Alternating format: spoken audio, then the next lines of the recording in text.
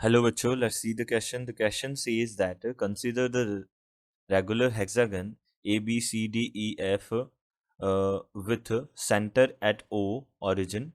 Five forces AB, AC, AD, AE, AF act at the vertex A of a regular hexagon ABCDEF. Then their resultant is okay. तो इसका resultant जो है वो क्या बनेगा ये हमको बताना है. ओके, सबसे पहले हम रेगुलर हेक्सागन बना लेते हैं. ओके, तो ये हो गया हमारे पास.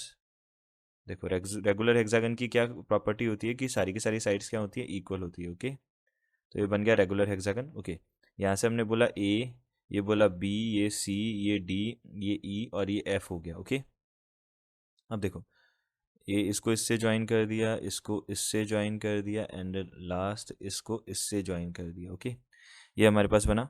ये हमारे पास हो गया ओरिजिन. ओके, नाउ अब देखना, हमको क्या करना है, सबसे पहले सारे के सारे जितने भी रिजल्टेंट है उनका वैल्यू फाइंड आउट करना है. यानी कि A B vector plus A C vector plus A D vector plus A E vector and plus A F vector. Okay, तो यहाँ से ये हो जाएगा हमारे पास ए सी. ओके, तो ये हो गया ए सी, ये हमारे पास ए डी है ही है, और ये हो गया हमारे पास,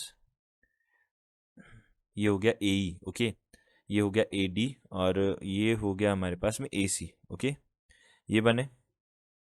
अब देखो, ये हमारे पास बन गए.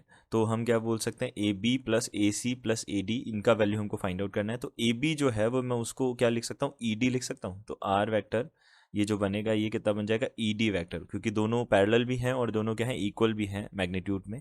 तो हम ई डी लिख सकते हैं इसको, ए बी को. ओके, प्लस ए सी जो है, ए सी जो है उसको हम क्या लिख सकते हैं, देखना, ए सी को हम ए सी रहने देते हैं एक बार. ओके, प्लस ए डी जो है, ओके, ए डी जो है ए डी ही रहेगा एक बार के लिए. ठीक है, इसको बाद में करेंगे कंसिडर. प्लस अब ए ई जो है, ओके, ए ई जो है वो ए ई रखेंगे, और ए एफ जो है उसको हम सी डी रख रहे हैं. ओके, तो ए एफ जो है उसको हम सी डी रख रहे हैं. इससे होगा क्या, देखना अभी इन दो टर्म्स को चेंज करने से क्या होगा.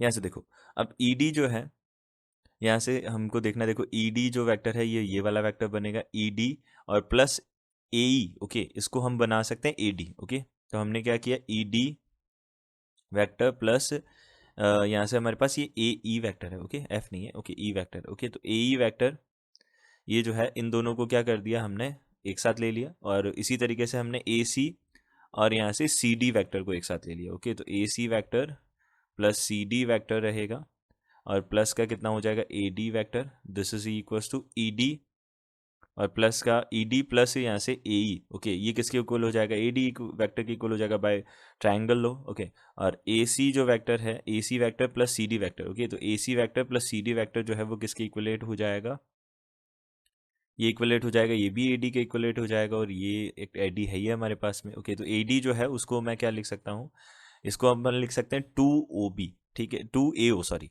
ओके, तो यहाँ से हमने क्या बोला, यहाँ से ए डी ये थ्री ए डी वैक्टर हो गया. ओके, और इसको हमने लिख दिया ए डी जो है वो टू ए ओ वैक्टर हो गया, तो यहाँ से सिक्स ए ओ वैक्टर हो गया. ओके, तो सिक्स ए ओ वैक्टर, यानी कि डी ऑप्शन जो है वो हमारे पास करेक्ट ऑप्शन हो जाएगा. Okay, so D option is the correct option.